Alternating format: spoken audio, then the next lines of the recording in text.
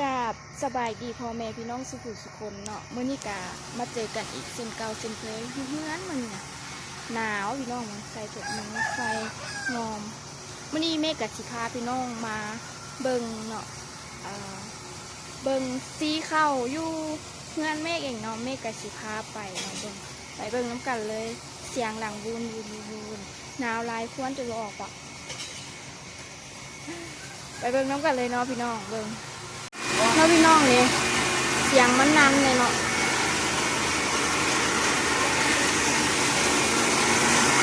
นั่นเราที่ออกมา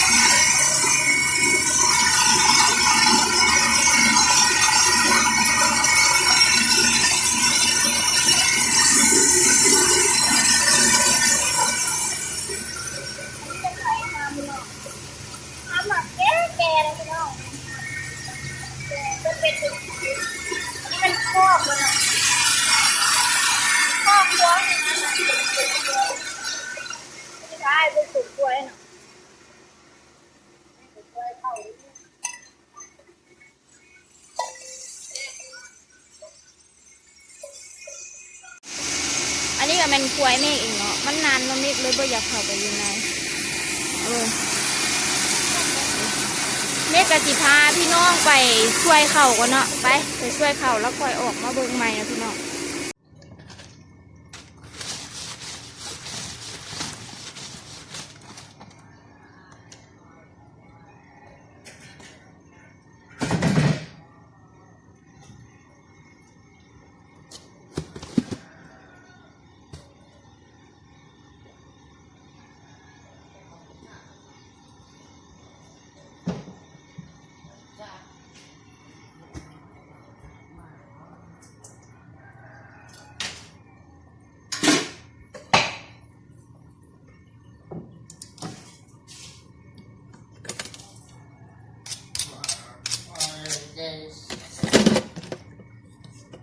ก็บอกพี่นี่ว่า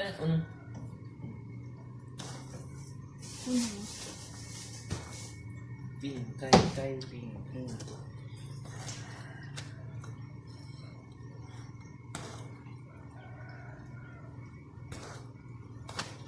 อ๋อครับไม่ได้อ๋อโอเค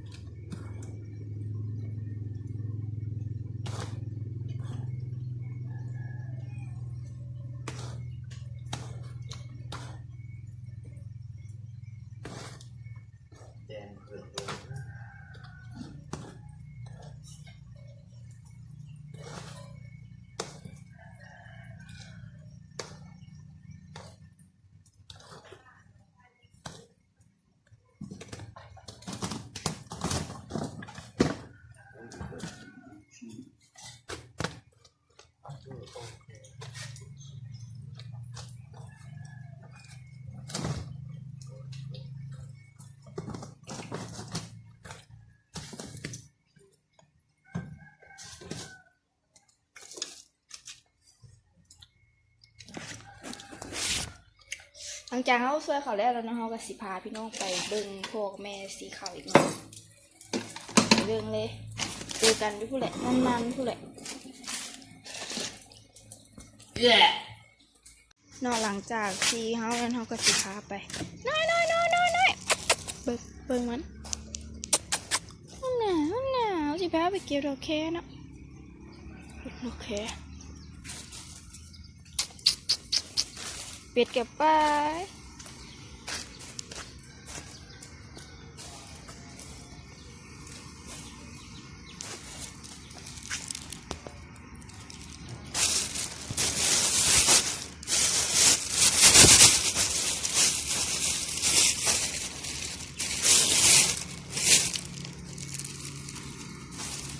เก็บไว้ไปขายเนาะ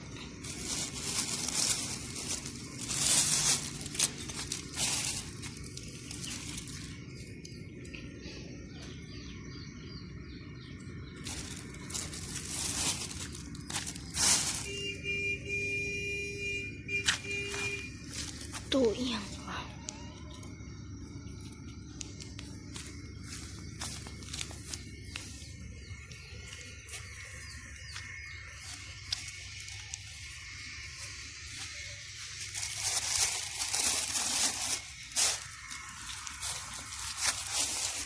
พอมีเงินเที่ยวน้ำมันรถไปโรงเรียนนะพี่น้องเสือโอ้ยตัวนี้มันขึ้นแหล่แท้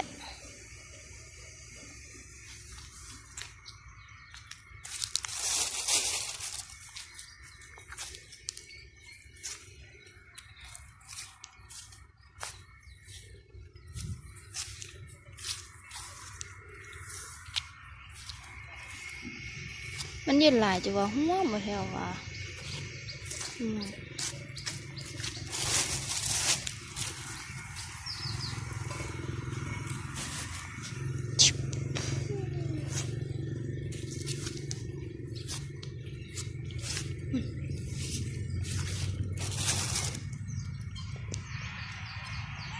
ฮะน้องก็อยู่พามาเบิ่งเพิ่นซีข่าวอีกคือเก่าเอาแบบต่อมาให้เลยแม่กับเบาจะเด้อดูควยได้จังแม่ฝึกมันหน่อยนะเนี่ยนั่นวะแม่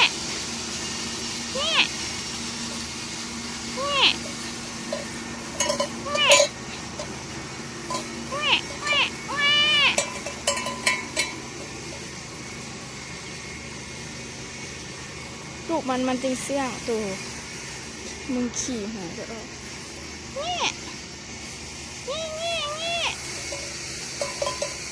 จับแน่ถอยหลังจาก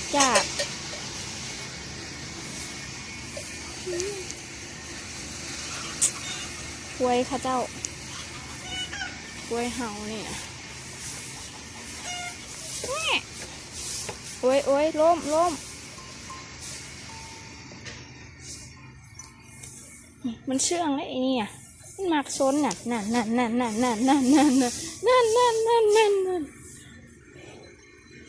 มักซน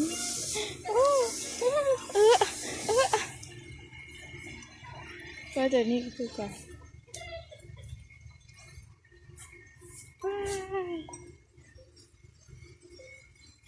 ตัวน้อยๆนะใหญ่ไวบางหาก็ออกอีกใจวันนี้ยังเป็นตัวเปาะเป็นตัวแพงเลยนะก็เด้อนี่ที่ว่าซนกูบอกฮะซนกูบอกเบิ่งหัวสีขาวกูตื่นหมด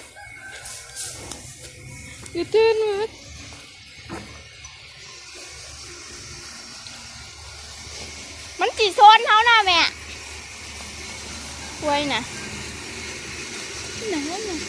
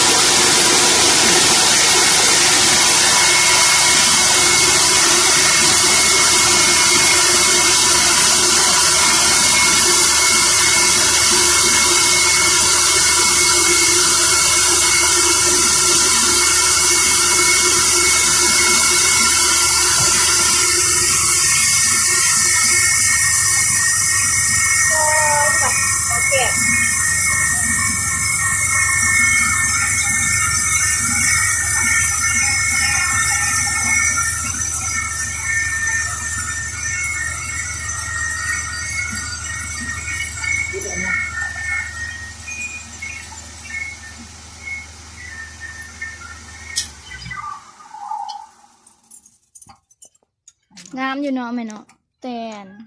มันน่ะสิมีหัวแกบรถเขาก็ โดดดูดนะนี่นะ โด โด ด ด ดู ดู ด ดไม่ถึงไม่ถึง ไม่รถฟังงามอยู่เม็ดเลยช่วย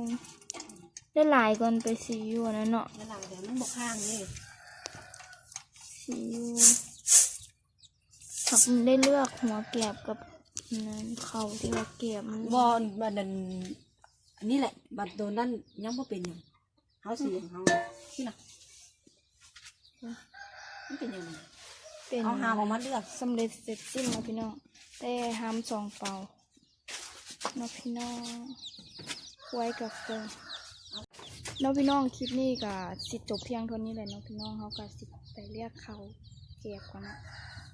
เอารถมันดูดว่าเป็นปัญหา ฝากกดไลค์กดแชร์เด้อ